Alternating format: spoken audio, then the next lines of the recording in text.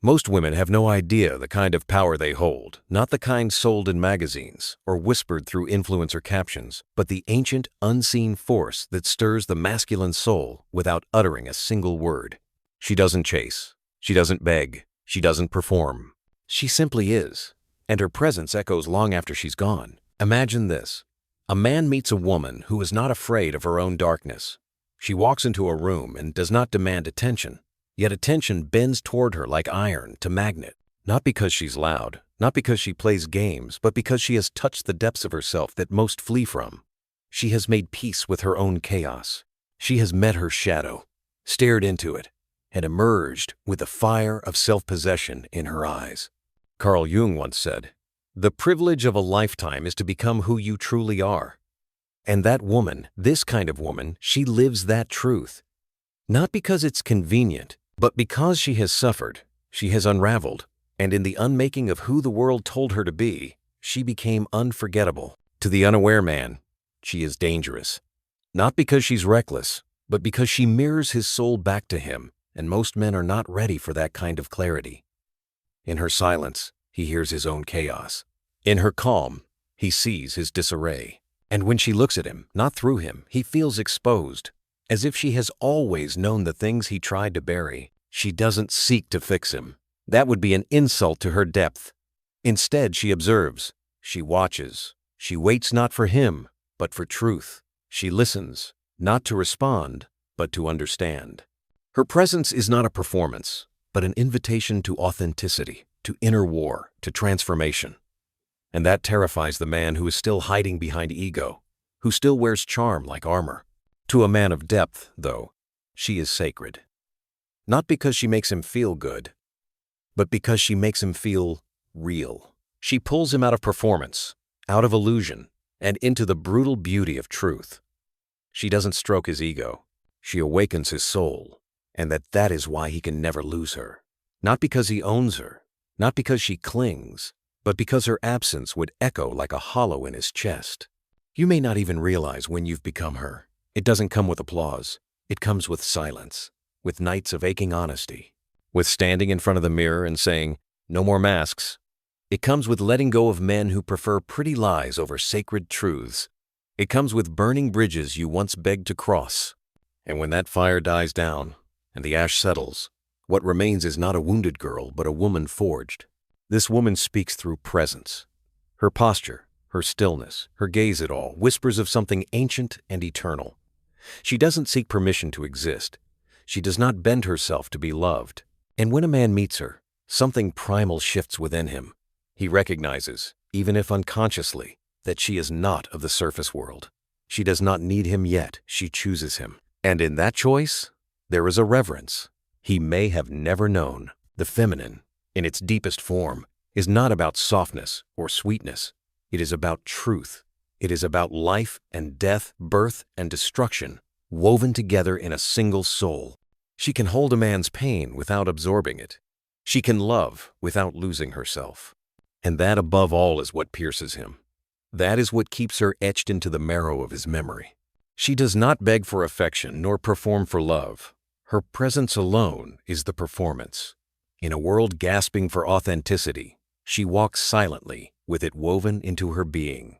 She doesn't fill the silence with empty words. She lets it echo. And in that echo, men either meet themselves or flee from the reflection. A man may chase many women in his life, but only once will he encounter the one who brings him face to face with his inner abyss. She doesn't try to be everything he wants. She simply is everything he needs, though he won't always understand why. She awakens him, not with seduction, but by mirroring his truth back to him. Through her grounded feminine essence, he is drawn not to her body, but to the sanctuary of being seen. When a woman embodies her depth, she becomes a mirror to the masculine psyche, not the kind that flatters or soothes, but the kind that reveals the raw, unfiltered kind. He sees his shadows in her eyes. She doesn't expose them through cruelty, but through presence. And presence, the rarest form of attention, is the sharpest blade of all. In her stillness, she sees the little boy hiding behind bravado. In her discernment, she catches the lies he tells himself before he ever utters them aloud. She does not shame him, nor does she shrink herself to comfort his ego. She stands firm, like a lighthouse in his storm, unmoved by the tides of emotional chaos he has yet to master. To a man unready, she will seem cruel. Not because she is, but because she won't give him what he hasn't earned. She won't tolerate half-hearted connection, breadcrumbs of intimacy, or the illusion of love dressed in performance. Her boundaries are not threats. They are invitations for him to rise. The man who tries to possess her without understanding her will lose her. Because she is not a possession, she is a path. The kind of woman a man cannot lose is not one who clings. She's the one who releases. If she stays, it is by choice, not desperation. If she leaves, it is with grace, not vengeance. And that grace, that unyielding self-respect, will haunt him longer than her body ever could. There is no script to follow with her. No strategy that guarantees affection. Her heart is not won through tactics, it is felt through resonance. To earn her is to step into the arena of inner transformation. He must meet her where she lives, in the deep, in the quiet, in the sacred. And yet there's irony here. She often goes unnoticed at first. In a society addicted to spectacle, her depth is mistaken for mystery, her quiet for weakness. But time always reveals her. Not in the way fireworks dazzle, but in the way the moon commands the tides. Subtle, relentless, eternal. She is not for the faint-hearted. She is not for the man who seeks comfort over growth, distraction over presence, or conquest over connection. She is for the man ready to shed his masks, the man who doesn't just want to be admired but understood, not celebrated but challenged, not held but met. She doesn't compete, she doesn't chase, she doesn't need to, because once her soul has touched his, he will search for that feeling in every other woman and never find it again. Even after she's gone, her echo lingers. He may move on, he may date others, even love them, but in quiet moments between the laughter, the texts, the nights out, he'll remember her.